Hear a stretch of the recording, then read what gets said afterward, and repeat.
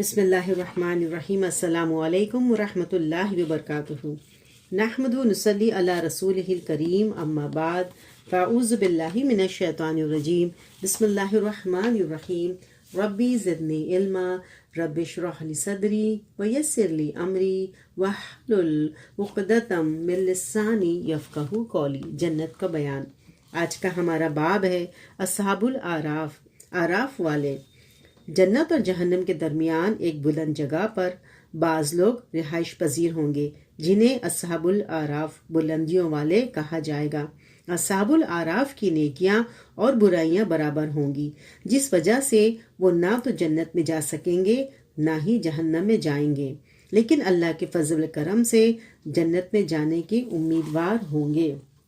سورہ اعراف آیت نمبر 46 میں آتا ہے، دونوں گروہوں یعنی جنتی اور جہنمی کے درمیان ایک پردہ دیوار ہوگا جس کی بلندی پر کچھ لوگ ہوں گے جو ہر ایک کو ان کے نشان سے پہچانیں گے، یعنی جنتیوں کو ان کے روشن چہروں سے اور جہنمیوں کو ان کے سیاہ چہروں سے۔ یہ اعراف والے جنتیوں کو پا کر کہیں گے السلام علیکم۔ اعراف والے جنت میں داخل تو نہیں ہوئے ہوں گے لیکن جنت کے امیدوار ہوں گے۔ اعراف والے جہنمیوں کو دیکھ کر یہ دعا مانگیں گے۔ سورہ اعراف آیت نمبر 47 میں آتا ہے، جب اعراف والوں کی نگاہیں آگ والوں کی طرف پھرائی جائیں گی تو وہ کہیں گے، اے ہمارے پروردگار، ہمیں ان ظالم لوگوں کے ساتھ شامل نہ فرمانا۔ پھر اعراف والوں کو اپنے بعض آشنا جہنمیوں سے عبرت آموز خطاب۔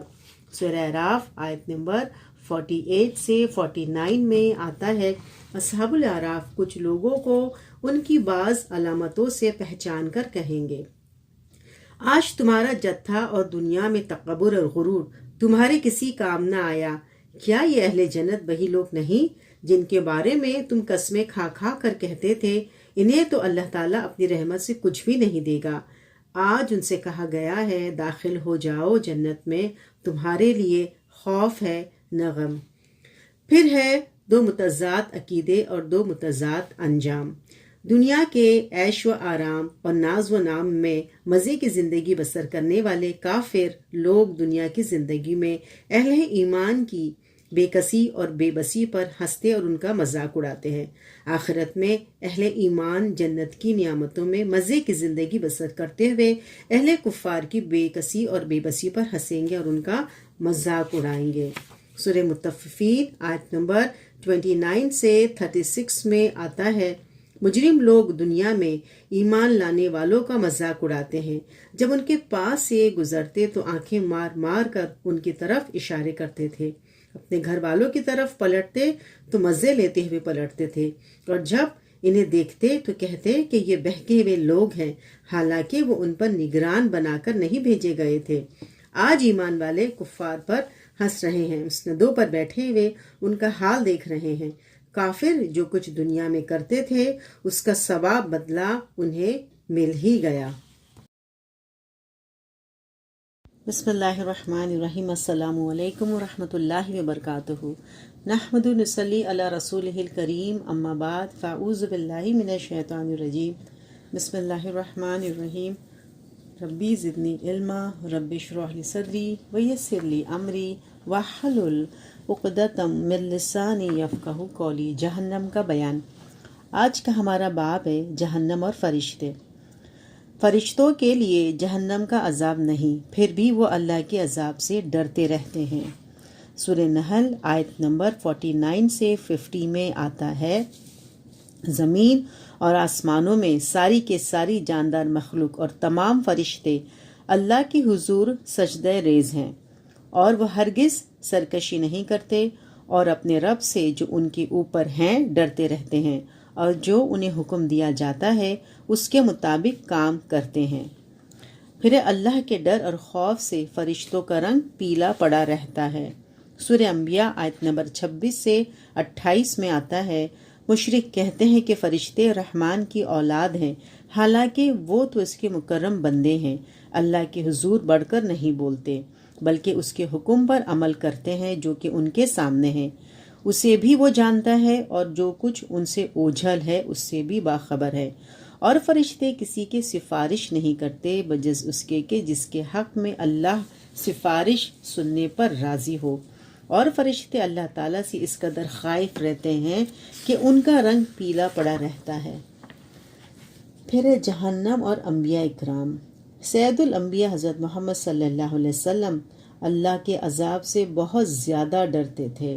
سورہ الانعام آیت نمبر 15 سے 16 میں آتا ہے، اے پیغمبر کہو اگر میں اپنے رب کی نافرمانی کروں تو مجھے ایک بڑے خوفناک دن کے عذاب کا ڈر ہے۔ اس روز جو اس کے عذاب سے بچ گیا اس پر اللہ نے بڑا ہی رحم فرمایا، اور اللہ کے عذاب سے بچ جانا بہت بڑی کامیابی ہے۔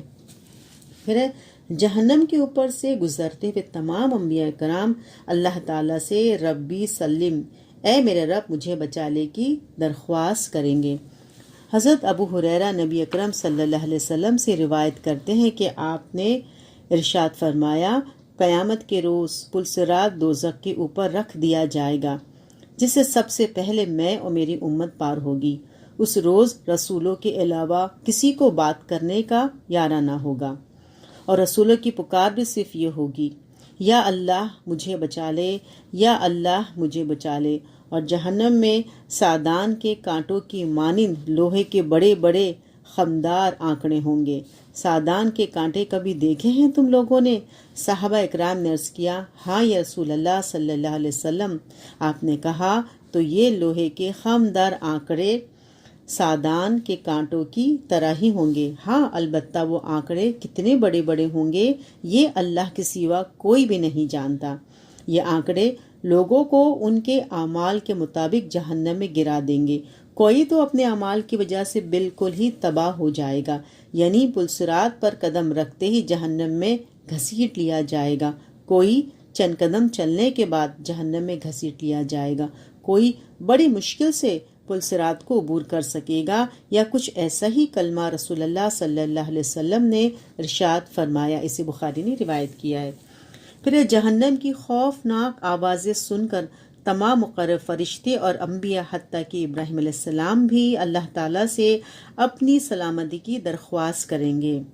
حضرت عبید بن عمیر اللہ تعالیٰ کے ارشاد، جب کافر جہنم کا چیخنا چنگھاڑنا سنیں گے، سورہ فرقان آیت نمبر 12 کے بارے میں فرماتے ہیں کہ جب جہنم غصے سے جھرجھری لے گی تو تمام مقرر فرشتے اور ذی مرتبہ انبیاء حتیٰ کہ حضرت ابراہیم علیہ السلام گھٹنوں کے بل گر پڑیں گے اور درخواست کریں گے، اے میرے رب آج میں تجھ سے اپنی ذات کی سلامتی کے علاوہ کچھ نہیں مانگتا۔ اسے ابن کثیر نے روایت کیا ہے۔ پھر قیام اللیل میں رسول اللہ صلی اللہ علیہ وسلم نے عذاب کی ایک ہی آیت بار بار پڑھ کر ساری رات گزار دی۔ حضرت ابو ذر فرماتے ہیں کہ ایک رات رسول اللہ صلی اللہ علیہ وسلم نے قیام فرمایا اور صبح تک ایک ہی آیت تلاوت فرماتے رہے، اللہ اگر تو انہیں عذاب کرے تو وہ تیرے غلام ہیں، تو کر سکتا ہے، اگر بخش دے تو غالب ہے اور حکمت والا بھی، تجھے کوئی پوچھنے والا نہیں۔ اسے نسائی اور ابن ماجہ نے روایت کیا ہے۔ پھر رسول اکرم صلی اللہ علیہ وسلم اپنی امت کے بعض افراد کے جہنم میں جانے کے اندیشے سے روتے رہے۔ حضرت عبداللہ بن عمرو بن عاص سے روایت ہے کہ رسول اللہ صلی اللہ علیہ وسلم نے وہ آیت تلاوت فرمائی جس میں حضرت ابراہیم کا یہ قول ہے، اے میرے پروردگار ان بتوں نے بہت سے لوگوں کو گمراہ کیا، پس جو شخص میرے پیچھے چلا وہ میرا فرما بردار ہے، اور جس نے میری نافرمانی کی اس کے لیے تو بخشنے والا ہے۔ حضرت سورہ ابراہیم آیت نمبر 36۔ اور پھر وہ آیت تلاوت فرمائی جس میں حضرت عیسیٰ علیہ السلام کا قول ہے، اگر تو انہیں عذاب دے تو وہ تیرے بندے ہیں، اور اگر تو انہیں معاف فرما دے تو بے شک تو غالب اور حکمت والا ہے۔ سورہ المائدہ آیت نمبر 118۔ اس کے بعد آپ صلی اللہ علیہ وسلم نے اپنے ہاتھ اللہ تعالیٰ کی بارگاہ میں پھیلا دیے اور عرض کیا، یا اللہ میری امت، یا اللہ میری امت، اور رونے لگے۔ اللہ تعالیٰ نے ارشاد فرمایا، اے جبرائیل محمد صلی اللہ علیہ وسلم کے پاس جاؤ اور پوچھو کہ آپ کیوں روتے ہیں، اور اے جبرائیل، تیرا رب تو جانتا ہے کہ محمد صلی اللہ علیہ وسلم کیوں رو رہے ہیں۔ چنانچہ جبرائیل حاضر ہوئے اور حضرت محمد صلی اللہ علیہ وسلم سے دریافت کیا، آپ کیوں روتے ہیں؟ آپ نے رونے کی وجہ بتائی اور جبرائیل نے اللہ تعالیٰ کو جا کر بتایا، حالانکہ اللہ تو خوب جاننے والا ہے۔ تب اللہ تعالیٰ نے ارشاد فرمایا، اے جبرائیل، محمد صلی اللہ علیہ وسلم کے پاس جاؤ اور بتاؤ کہ ہم یعنی اللہ تعالیٰ تمہاری امت کے معاملے میں تمہیں خوش کر دیں گے اور ناراض نہیں کریں گے۔ اسے مسلم نے روایت کیا ہے۔